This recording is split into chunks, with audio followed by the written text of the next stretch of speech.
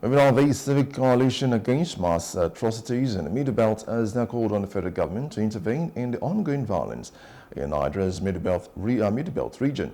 The coalition identifies the violence as a systematic ethnic cleansing campaign, threatening livelihoods, food security, and the democratic future of the nation.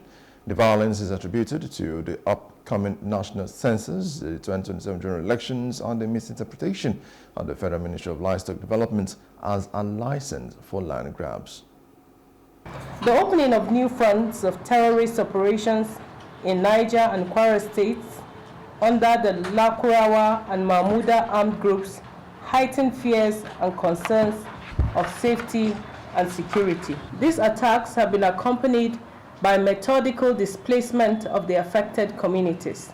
The perpetrators seek explicitly to liquidate the inhabitants of the affected communities and frighten any survivors into fleeing from their lands. Attacks are also destroying farming and resilience mechanisms in the traditional breadbasket of Nigeria and have devastating consequences for food security in the country. The group is calling for a regional security strategy, displaced communities restoration, and a swift judicial prosecution of perpetrators to end the humanitarian crisis, stating that only the federal government can coordinate a national response.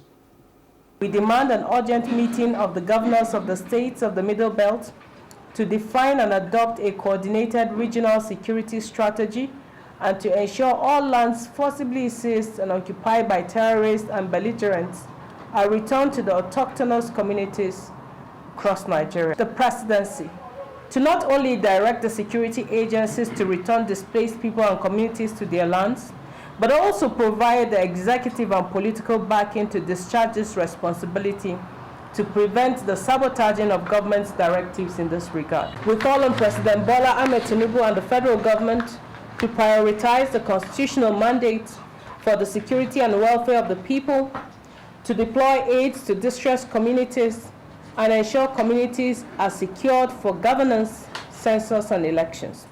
We remain committed to supporting initiatives that promote peace, justice, and accountability in Nigeria, and are ready to collaborate with authorities both in providing the body of evidence that informs our positions and in implementing sustainable solutions to this political crisis with profound humanitarian consequences.